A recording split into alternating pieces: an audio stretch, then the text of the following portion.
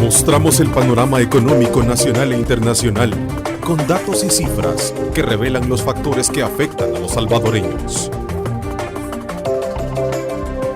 Diálogo con Ernesto López, Análisis Económico.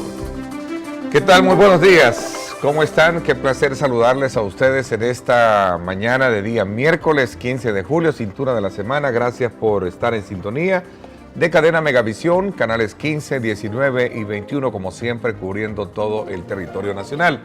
Comenzaré este programa haciendo una valoración quizás poco usual, y más aún cuando se trata de identificar factores comparativos con situaciones comunes que nos envuelve y nos atañe a todos los salvadoreños. Y es que, aparte de sufrir la inclemencia de la delincuencia, ahora el país sufre el impacto de una sequía que podría llevar a declaraciones de emergencia por la escasez de granos y al disparo de precios en el mercado si no existen verdaderos controles que detengan esta mala práctica en nuestro medio. Una temporada que está de más, o un invierno que está de más decirlo, año con año nos vemos sometidos porque nos guste o no nos guste, la madre naturaleza nos está pasando la factura, como en su momento nos lo dijo la ministra de Medio Ambiente, sobre todo porque al final de cuentas nosotros tenemos que saber que los tiempos han cambiado y en ese sentido la madre naturaleza ahora pues está diciéndonos qué es lo que hemos hecho por la tierra. Obviamente el cambio climático, más allá de ser un mito, ahora tenemos que aprender a convivir con él. Y esa es la gran pregunta, ¿cómo hacerlo? Es decir, esta mañana hemos invitado a un panel importante de conocedores en la materia de la tierra, medioambiental y también agricultores, para poder entender mejor esta cíclica, y digo cíclica, situación de la falta de lluvia y el impacto que tiene en las cosechas de granos básicos. ¿Por qué cíclica? Bueno, porque año con año siempre nos estamos presentando con el mismo problema. Dependemos mucho de la madre naturaleza, de un buen invierno para arrancar nuestras cosechas, pero al final siempre terminamos con problemas de esta naturaleza. Así es que por esa razón es importante plantear esta mañana y poner en perspectiva la discusión de este tema. Me acompañan acá en nuestros estudios don Ricardo Hernández, él es experto en temas de tierra. Quiero agradecerle haber aceptado la invitación. Don Ricardo, buenos días, qué gusto saludarlo. Muchas gracias, don Ernesto. Saludos a todos los televidentes y a mis panelistas. También quiero agradecer la presencia del presidente de la Cámara Salvadoreña de Pequeños y Medianos Productores Agropecuarios, don Luis Alberto Treminio. Gracias por acompañarnos. Gracias, Ernesto, por haberme invitado. Un saludo a todos los televidentes. Y cuando hablamos del tema cíclico, veamos la experiencia que pudo haber tenido al haber estado al frente del Ministerio de Agricultura. Me acompaña el licenciado Pablo Alcides Ochoa, exministro, exfuncionario en la administración anterior en este rubro. Gracias por acompañarme, licenciado. Qué gusto. Muchas gracias, buenos días. Un saludo y un agradecimiento por la invitación. También un saludo a los compañeros panelistas y a los televidentes, principalmente a los campesinos, a los agricultores que están sufriendo este embate y que están pendientes de temas para ver cómo se les puede orientar. Así es, en efecto, será de mucha ayuda, de mucha, digamos, ilustración, contar con todos los puntos de vista de ustedes alrededor de lo que ya se dijo oficialmente, no solo desde el punto de vista de lo que se está haciendo, sino también de cómo en algún momento se va a atender esta situación. Obviamente tenemos preguntas muy importantes que las queremos presentar también y compartirlas con ustedes, televidentes. Veamos, la primera de ellas dice así, vea usted. La primera dice, ¿qué ajustes debe hacer el país para afrontar el cambio climático? Comencemos primero hablando por ahí, ¿verdad? ¿Qué ajustes debe hacer el país para afrontar el cambio climático? La segunda pregunta que le presentamos a usted y que queremos también que nos ayude con su respuesta es, ¿qué impacto puede tener una ley de seguridad alimentaria en una situación como esta? Esa es la segunda pregunta. ¿Qué impacto puede tener una ley de seguridad alimentaria en una situación como esta? Recuerden que este debate está en la Asamblea Legislativa sobre la aprobación o no de una ley de seguridad alimentaria. Este es un punto también que es importante conocerlo. Vamos a ver, la tercera es, obviamente, qué experiencia nos deja este nuevo invierno, sobre todo porque hacía la reflexión que nosotros dependemos mucho del invierno. Aquí entra en juego la temática y la polémica temática, mejor dicho así, que se centra sobre el uso de semillas más resistentes a sequías y otros aspectos que tienen que ver con semillas tratadas genéticamente. ¿A qué nos vamos a enfrentar en los próximos días desde la experiencia que ustedes están teniendo como agricultores? En mayo y junio se siembra el 85% de la producción de maíz a nivel nacional.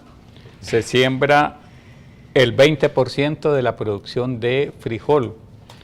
O sea que ahorita estamos hablando que lo que está impactando la sequía es el 85% de la producción nacional de maíz. Nosotros consideramos que a esta fecha no hay justificación para que suban de precio los productos, ni el maíz ni el frijol. Es una situación que se presenta año con año, es casi cíclico esto, ¿no?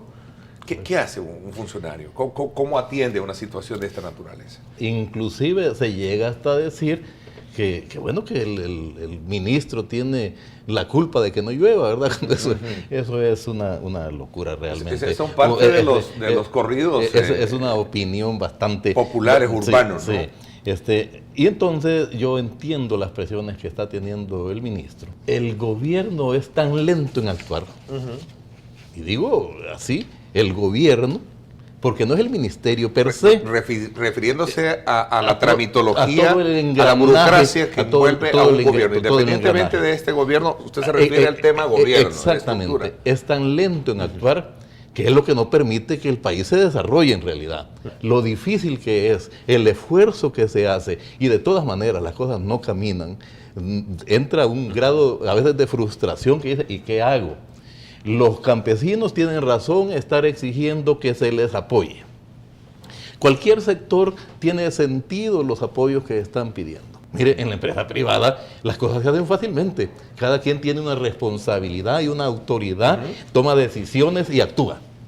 Aquí no, aquí hay que ir de un lado a otro. Yo digo, estamos jugando ping-pong, estamos pimponeando, tirándonos la pelota. Nosotros no miramos la coordinación entre el Ministerio del Medio Ambiente y el Ministerio de Agricultura. Por otro lado, nosotros desde años atrás venimos proponiendo y venimos diciendo que se cree la política nacional agropecuaria. El agro se maneja al vaivén del ministro que llega. El ministro puede tener muy buenas intenciones, pero si lo cambian, se quedan en las buenas intenciones y no hay una línea definida. Sí, claro. En las crisis siempre hay oportunidades y esta es una crisis. Entonces nosotros... Pero no es la primera, don Ricardo. No, cada 3 o 7 años... Cada 3 años, bueno, el ministro lo acaba de decir, que en los últimos 4 años hemos tenido inviernos regulares, es decir... El niño se repite cada 3 o cada 7 años. Es cíclico, como tú bien lo dijiste. Monsanto, Syngenta y Eli Lilly, me parece, no recuerdo muy bien eso último, habían desarrollado una semilla transgénica introduciéndole al maíz un gen de la bacteria subtilis y habían desarrollado entonces plantas de maíz que resisten un mes de sequía. O sea, más resistentes. Y que pedían que los países que estuvieran interesados en probar en sus ambientes esta semilla, les escribieran, se contactaran con ellos y que ellos iban a mandar la semilla, asistencia técnica.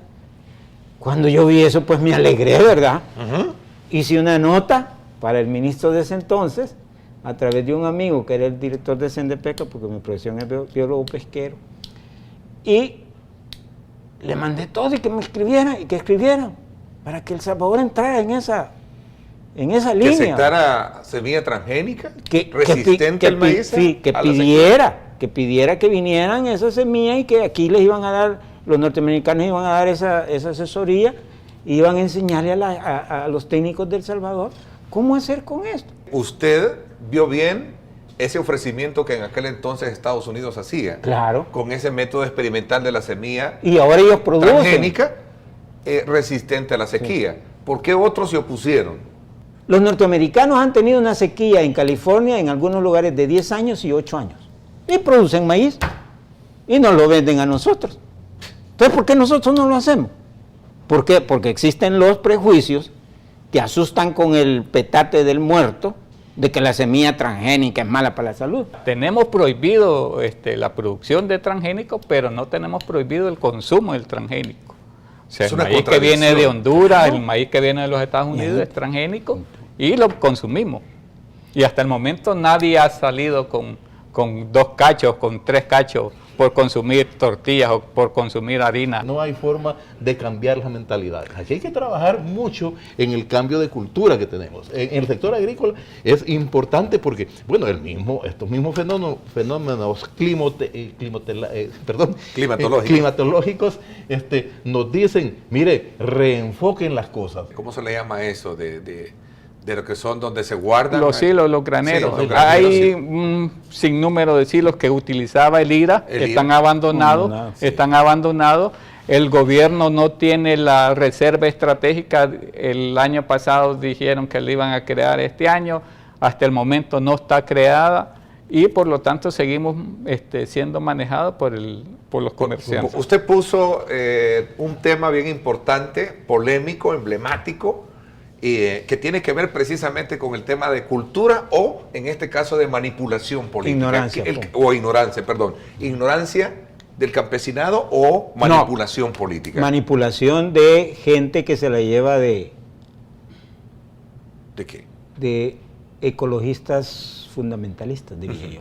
Y en 40 años de uso de semillas genéticamente mejoradas, no hay uno solo escrito estudio científico que diga que hay contaminación horizontal. Tenemos que pasar de esa escala de ignorancia o de manipulación política para poder entender que en el país debemos de comenzar a debatir este tema con más responsabilidad. Claro. El tema del uso de semilla genéticamente modificada, que es el transgénico, ¿no? Bueno, sabe que hay una ley que se llama la ley Magnuson-Stevens en Estados Unidos desde 1990, que una de las cosas que es para manejar los recursos pesqueros.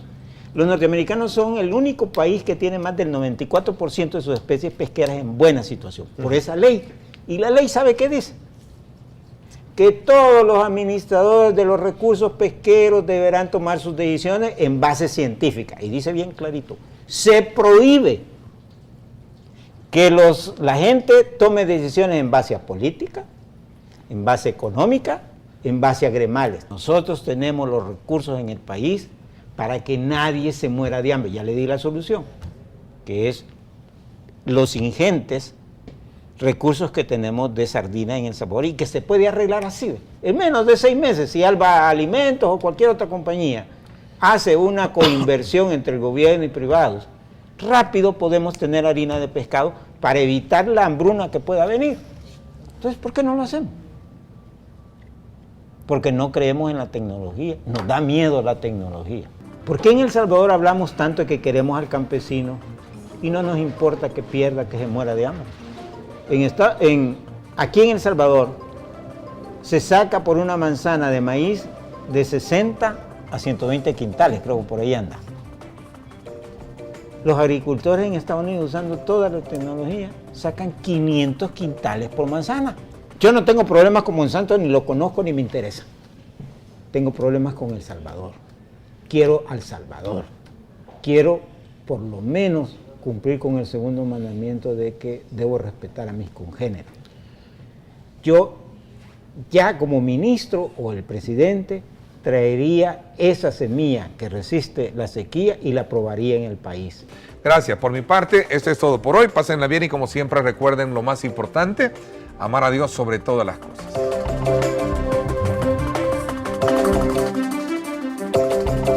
Mostramos el panorama económico nacional e internacional con datos y cifras que revelan los factores que afectan a los salvadoreños. Diálogo con Ernesto López, Análisis Económico.